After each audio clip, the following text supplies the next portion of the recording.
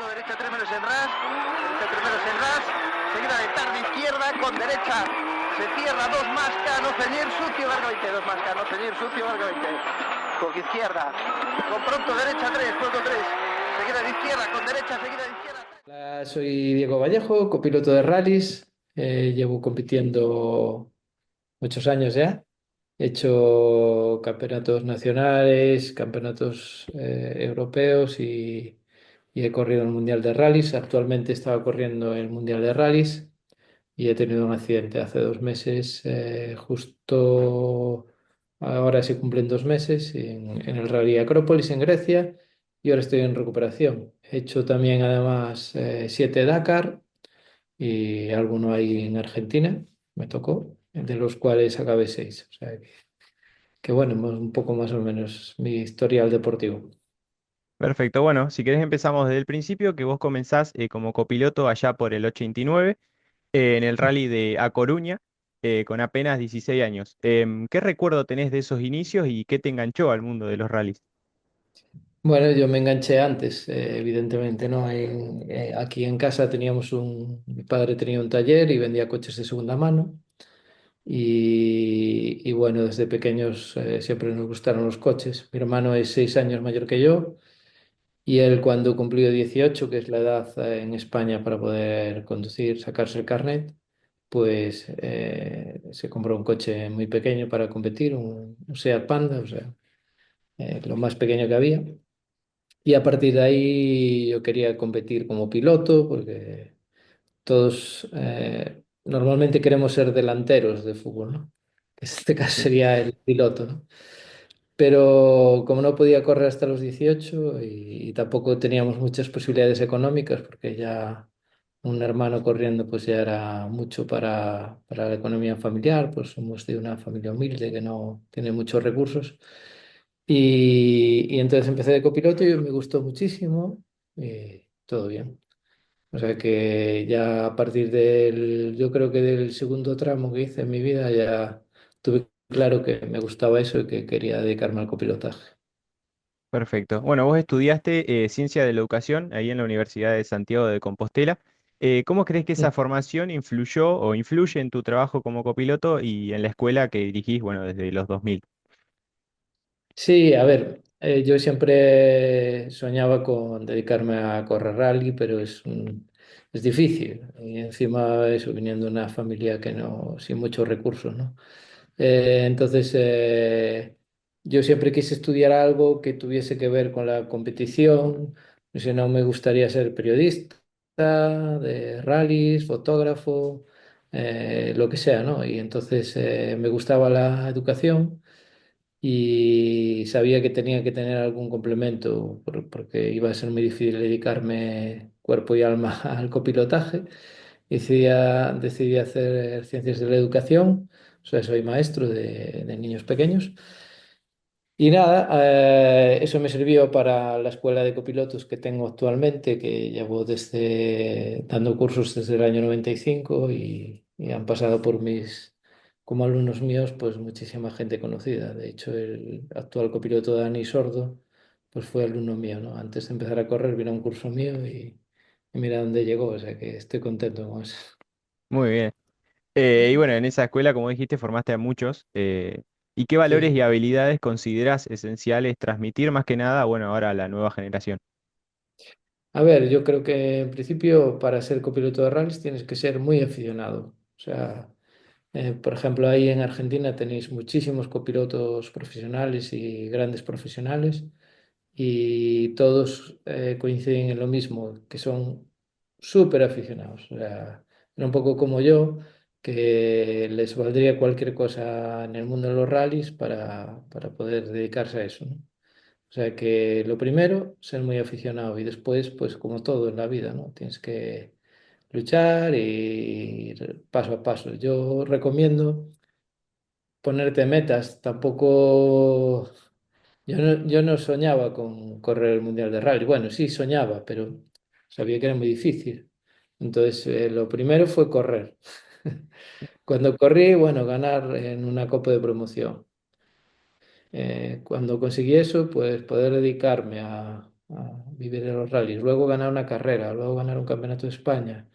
Y bueno, ahora me gustaría ganar el mundial, pero ya sé que es difícil porque ya con mi edad, pero bueno, sí llegué a hacer varios podiums con Dani Sordo, absolutos en el mundial de rallies y ganar la categoría con algún piloto en el mundial de rallies, como por ejemplo con Ramón Ferreiros en 2002 ahí en Argentina, en Córdoba, que fuimos primeros de producción y bueno, anda por ahí el trofeo que lo guardo con mucho cariño.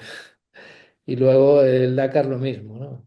Primero correrlo, después acabarlo y luego ir subiendo. Y bueno, con metas poco a poco yo creo que se pueden lograr cosas impensables, ¿no?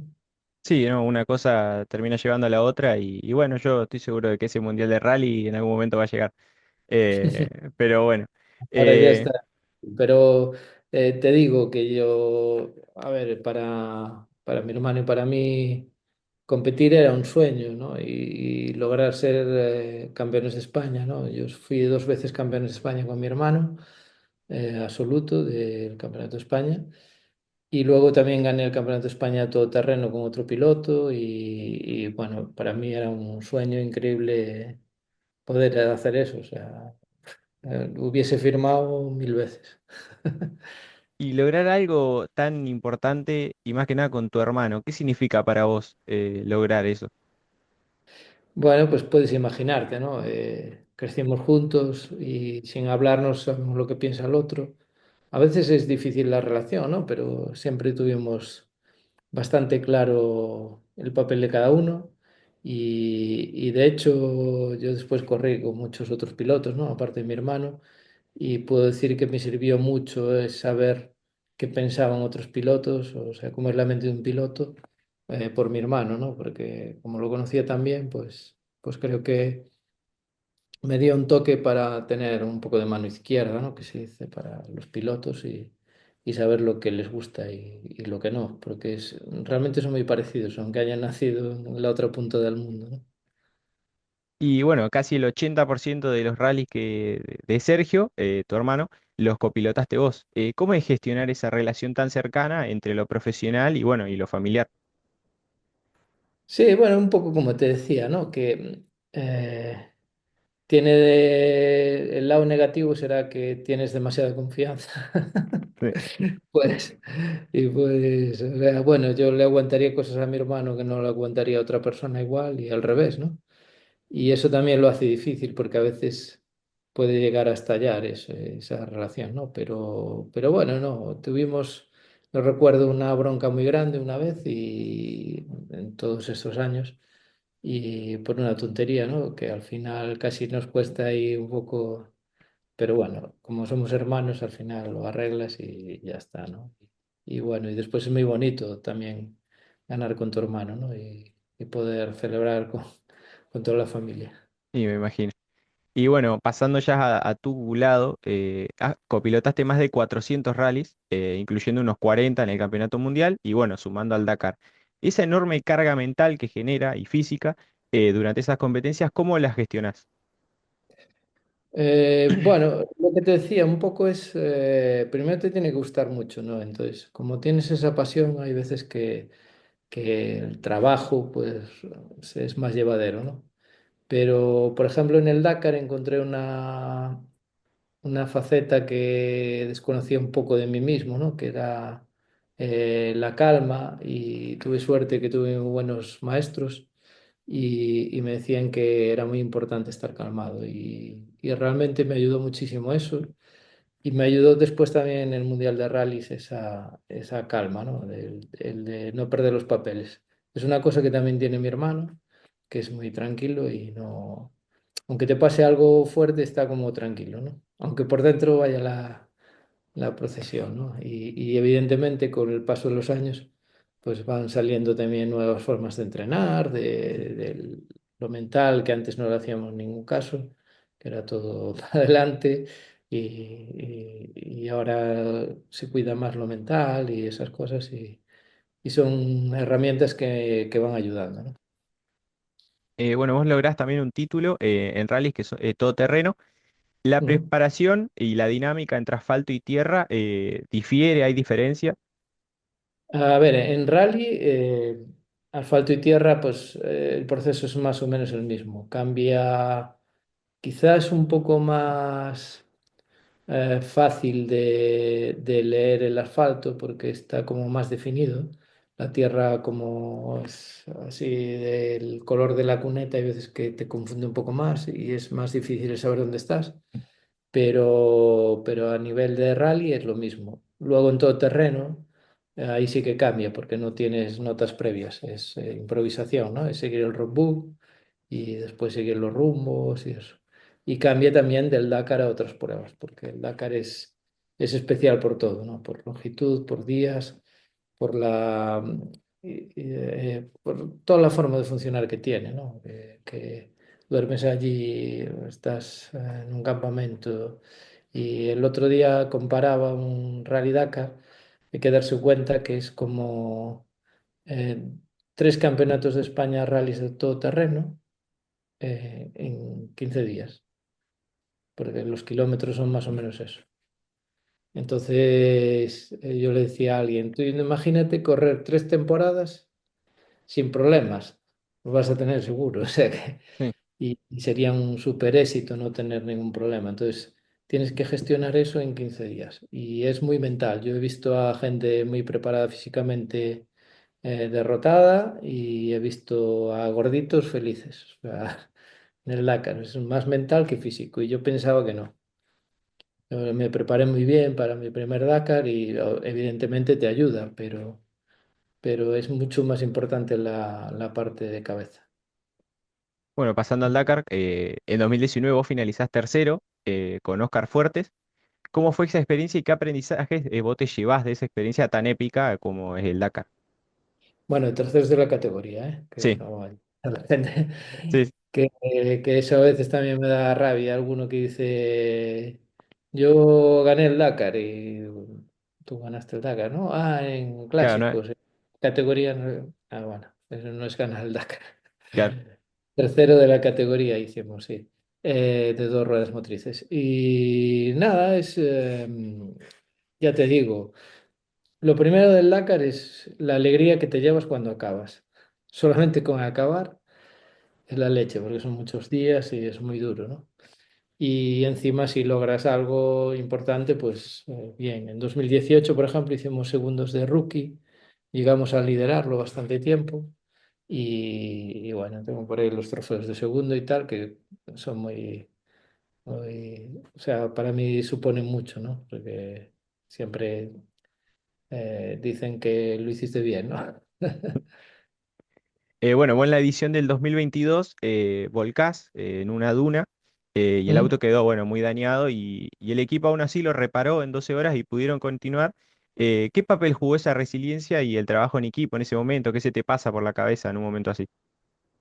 A ver, en principio yo pensaba que abandonábamos, porque vimos como 6 volteretas y el coche quedó, parecía un accidente de aviación, todo tirado por allí y, y estaba bastante dañado, pero después hablando por el teléfono con la asistencia, pues empezaron a decirnos, oye, ¿crees que se puede reparar? Y yo lo dudaba mucho, pero, pero nos pusimos, cambiamos, atrás lleva doble amortiguación, ¿no? Cada rueda. Y estaban las de un lado estaban los dos rotos y el otro lado estaban bien los dos, entonces sacamos uno bueno y pusimos en ese lado. ¿Qué pasa? Que después el coche iba súper bajo y nos quedaban 300 kilómetros de etapa todavía con dunas altas y ya sin parabrisas, con el coche destrozado. Y ahí yo le dije a Oscar, le dije, mira, ¿qué más da? Vamos a intentarlo y si no, pues mañana será otro día y ya lo sacaremos de aquí, porque encima, claro, se estaba haciendo de noche y se habían roto los faros, reparamos ahí como pudimos, como decía yo, con 2 velitas ahí. Y bueno, fuimos capaces de pasar por todos los waypoints, haciendo un poco de más recorrido que el resto, a veces dando marcha atrás y rodeando los puntos, ¿no? Porque esos son los waypoints, son puntos que tienes que pasar, claro. Lo más rápido es ir directo, pero si están, normalmente están después de una duna alta, Entonces, claro, todo el mundo intenta ir recto para ser el más rápido. Pero yo lo que hacía es, veía dónde estaba más o menos, porque si te abre una flecha cuando estás a un radio de 800 metros, el waypoint, veía dónde estaba y como sabía que no podía subir, pues rodeábamos la duna y le entrábamos por el otro lado. Y lo fuimos cogiendo todos. Y me decía Oscar, pero ¿qué sentido tiene? Y yo, a ver, son 20 minutos de penalización que nos da igual, pero tío, ya que estamos aquí, perdemos 5 y ganamos 15. Es decir, vamos a intentarlo. Y los cogimos todos y nos dio mucho ánimo, ¿no? Y después, al acabar, todavía tienes un enlace, que eso fue ya más duro todavía. Teníamos un enlace de 200 kilómetros más por carretera ya de noche, cansados y hechos polvo. Y nada, llegamos a la asistencia y fue increíble que nos arreglasen el coche. O sea, fue una machada, ¿no? Y de hecho, estábamos muy bien clasificados en ese rally, íbamos primeros españoles, incluso delante de Carlos Sainz, que había tenido problemas y lío. Y a partir de ahí nos fuimos para atrás, pero empezamos a salir muchísimo más en los noticieros y en todos lados, porque había sido como una machada, ¿no? Que se dice aquí. No, no, ahí yo me imagino que si no estás bien mentalmente, eso te termina reventando. Sí, nada, ahí tienes que optimismo. Ah, decir, mira. ¿Qué más da? Estamos aquí, si hay que dormir en el desierto, se duerme, que no pasa nada. Mañana es otro día, veremos las cosas de otra manera. Y esa filosofía, eso que te decía, a mí me ayudó mucho en mi vida después normal, ¿no? Para afrontar ciertas cosas, de tener esa calma y esa tranquilidad, ¿no? Vos en una entrevista comentaste que la labor del copiloto en el Dakar, más que nada, es como la de un portero o arquero de fútbol, que no ganás pero podés perder. Esa presión, ¿cómo la manejás para estar a la altura y no comprometer al piloto? Sí, no solo en el Dakar, en cualquier sitio. Es decir, en un rally normal, ¿no? Se supone que tú tienes que hacer bien tu trabajo, no perderte las notas y leer bien la hoja y tal, pero somos humanos y a veces fallamos. Entonces, yo por muy bien que lo haga, por muy bien que lea la hoja y aunque no tenga ningún fallo, si el delantero, que es el piloto, no mete gol, o sea, no corre, el tiempo va a ser malo. Es decir, un mal piloto con el mejor copiloto del mundo mejora, pero no gana. Mejora, pero no gana. Sin embargo, un buen piloto con un copiloto malo, pues bueno, tampoco gana, pero lo puede hacer un poco mejor. Entonces, es como el portero de fútbol. Tú imagínate eso, un portero de fútbol que sea un porterazo que las para todas, pero si no meten goles los delanteros. Entonces, el copiloto no gana los rallies, los pierde. Si tiene un Claro. fallo, lo pierde. Y solamente somos protagonistas cuando la cagamos. O sea, los vídeos más famosos es de cagadas de copilotos, vamos, de que Sí. todo el mundo se equivoca. Bueno, sacando tu lado copiloto, tuviste una carrera o un rally, mejor dicho, como piloto en el Rally de Santander. ¿Cómo fue esa experiencia y qué descubriste del otro lado del asiento? Bueno, primero decir que estás informadísimo, o sea, casi sabes más que yo de mi vida, o sea, que te felicito por eso. Gracias. Jo, has hecho un trabajo de investigación muy bueno. Bueno, esto fue en el equipo Fiat en el año 2004, creo recordar, ¿no? Que había invitados famosos que les prestaban un auto de rally para hacer una prueba. Y yo iba de copiloto de esos famosos, ¿no? Eran famosos españoles y tal. Fui con el presentador de televisión de los deportes más famosos de España, que no había corrido nunca. Yo fui con él y le iba diciendo cómo tenía que hacerlo. Y bueno, sobre todo no darnos un golpe y llegar a meta. Y en el Rally de Santander iba a correr un jugador del Racing de Santander, que es un equipo de fútbol, que estaba en primera división en aquel entonces. Y, y días antes le dijeron que no podía, por contrato, por rollos de riesgo y tal. Y entonces se quedaba el coche sin correr y le dije al jefe de Fiat, así de broma, le dije, si me lo prestas, corro yo de piloto. Me dijo, ay, si te atreves, yo te lo presto. Ah, pues me atrevo, me atrevo. Y curiosamente llevaba de copiloto a un gran amigo mío, Goncho López, que es una persona con la que hago los cursos, ¿no? de copilotos. Fue alumno mío y como lo hacía muy bien y yo necesitaba a alguien que me ayudase, pues él me ayudó a hacer muchísimos cursos de copiloto y tal. Y entonces éramos como los dos maestros de copilotos corriendo ese rally. Y yo le decía, Moncho, lo único que tenemos que hacer es no cagarla de penalizar o cantar mal una nota, porque vaya ejemplo que seríamos. Y nada, después tuvimos un conato de incendio y pudimos apagarlo y acabamos mal clasificados. Aunque no tuviésemos el conato, tampoco íbamos a quedar muy arriba. Pero bueno, acabamos el rally sin penalizaciones, con lo cual, objetivo cumplido. Y ahí me di cuenta que no valgo para delantero, o sea, que estoy bien en mi puesto. Por lo menos la pasaste bien. Sí, no, y además me sirvió mucho para ver la otra perspectiva, ¿no? Del piloto. Y entendí alguna cosa que antes no entendía muy bien.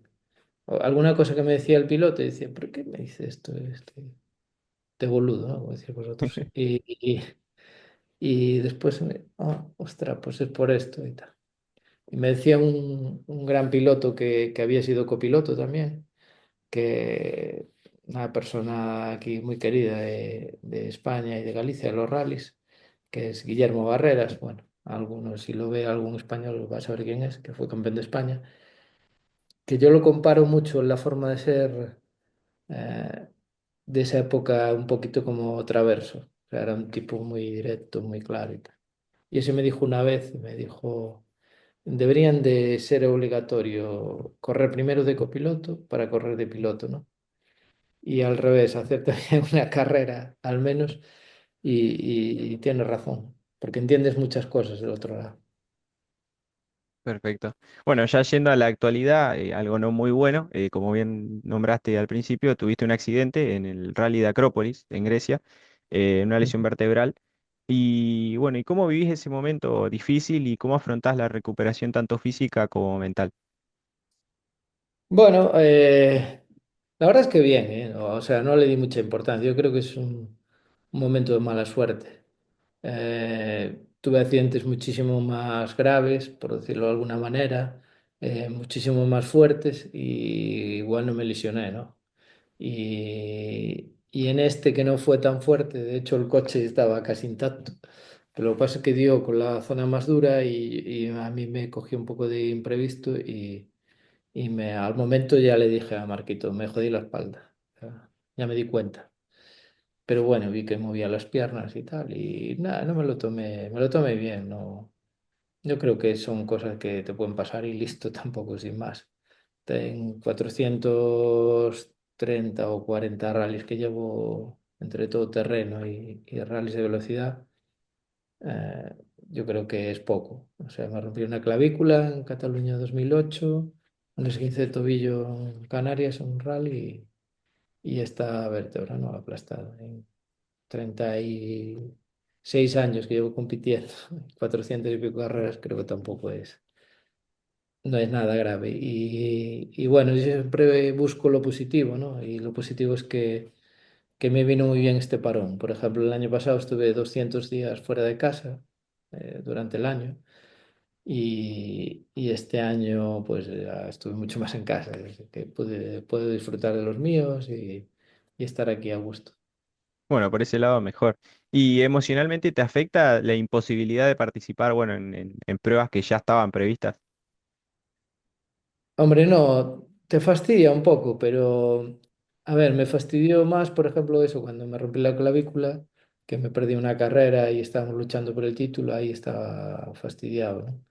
Pero ahora yo creo que ya corrí lo que tenía que correr, ya gané lo que tenía que ganar, perdí lo que tenía que perder, o sea que estoy en un momento zen que no me afecta mucho. Es decir, si me puedo recuperar para hacer las dos últimas del año o la última del año, bien, y si no, pues espero al año que viene, que no pasa nada.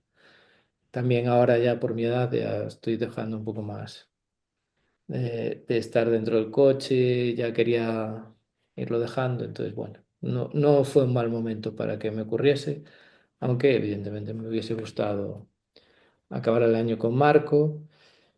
Y bueno, ahí por mala suerte él tampoco va a correr Paraguay, o sea que, bueno, no sé si haremos las dos últimas, Japón y Arabia Saudí, que está por ver. Y si puedo llegar ahí bien, y si no, pues como te digo, tranquilo, ¿no? Sin drama. Y mirando hacia el futuro, bueno, ¿cuáles son tus próximos desafíos, tanto bueno, deportivos como personales, que te gustaría afrontar? Bueno, pues por ejemplo, el año pasado estuve corriendo en Sudamérica, estuve 2 meses por ahí. Estuve corriendo en Bolivia, Paraguay, Chile y Perú y me lo pasé muy bien. Eh, Tenéis un ambiente mejor que el que hay ahora mismo en Europa. La gente está menos encabronada, como digo yo. Soy como un poco más felices y me lo pasé realmente bien y nada, me gustaría hacer algo por ahí. Tengo un amigo también, bueno, tengo muchos amigos, pero este año estuvo conmigo un copiloto cordobés que vino aquí a España y no lo había conocido en Bolivia, Gregorio Céspedes, y, y bueno, le debo visita, o sea que, y tengo familia también en Argentina, en Rosario Ah, y mira. en, bueno, sí, sí, claro, gallegos. No, acá Gallegos, cerca. Rosario queda acá cerquita, porque yo soy de Santa Fe, así que bueno. así pues si voy por ahí te aviso. Dale. Sí, tengo aquí unas primas y unos tíos y bueno, cuando fue el Dakar ya estuve en ellos. De hecho, el Dakar 2016 pude dormir en su casa en vez de en el campamento, porque sabes que en el Dakar te dejan salir, si tienes hotel o lo que sea, te dejan salir del campamento, ¿no? Entonces dormimos en su casa y al acabar el rally en 2018 que teníamos que ir de Córdoba a Buenos Aires para embarcar los autos y tal, pues hicimos parada en Rosario para estar con la familia, comimos con ellos, o sea y me apetece volver por ahí y tal. Bueno, para cerrar, te hago un par de preguntas, más que nada sobre autos y bueno. De todos los autos con los que competiste, ¿cuál fue el que más disfrutaste pilotar, copilotar, mejor dicho? Es que es difícil esa, ¿eh? Porque es a mamá o papá. Hombre, a ver, te diría el C4 Cubo Rally Car por lo que era un coche el mejor del mundo y encima estábamos en el mejor equipo del mundo. Que te diría es el Citroën. Pero también con el corazón el Porsche, el 911, la pasada. Y es muy lindo. ¿Y qué diferencias notas, bueno, entre un auto de rally de hace 20 años y los actuales? Pues bastante diferencias, se nota. Antes el recorrido de suspensión era más corto, la frenada era peor, ahora va todo mucho mejor. Son más rápidos ahora, pero tengo que decir que para mí eran más divertidos los antiguos. O sea, no ibas tan rápido, pero ibas muy rápido para el coche que tenías. No sé si me explico. Sí. Es como los Grupo B. Los Grupo B, los tiempos se fusilan, o sea, pero se fusilan totalmente. Pero eran mucho más espectaculares los Grupo B. Por el sonido, esos derrapes, que las ruedas no aguantaban, no agarraban nada. El recorrido de suspensión era ridículo pero tú ves videos de esa época y son espectaculares. O sea, para mí me gustan más los viejos, aunque reconozco que dentro del auto es muy divertido también los Rally 2 y los World Rally Car. Y bueno, y ya para la última, si podés elegir cualquier auto de rally de la historia, ¿cuál elegirías?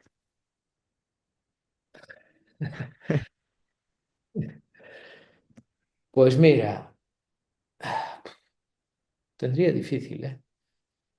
Para mí, quizá el que me marcó más a mí mi niñez y todo fue el Porsche 911, el Grupo B, uno que con publicidad de Rothmans, o había uno en Europa con publicidad de Belga, que era como alucinante, ¿no? Y quizá te diría ese, pero después el 037, el Audi 4, coches que me encantaría. Y los modernos me gustaba mucho el Subaru, el tres puertas. Y de la última hornada, quizá el que más me guste sea, pues te diría estéticamente, ¿eh? Que en o tal sería probablemente te diría el Hyundai, me gusta bastante, estéticamente, aunque correría con el Toyota, Me- porque siempre también el que gana es el que más te gusta. Sí, obvio, pero bueno. Bueno, Diego, muchísimas gracias nuevamente por tu tiempo y bueno, éxitos y bueno, que te recuperes pronto. Bueno, Nicolás, te digo que llegarás lejos, porque te Muchas veo muy gracias. enfocado, muy preocupado y muy amable, así que acuérdate de mí cuando dentro de 10 15 años, que te parecen muchos, 10 15 años, pero pasan volando, cuando estés trabajando ya de modo profesional, acuérdate de mí. Obvio, obvio.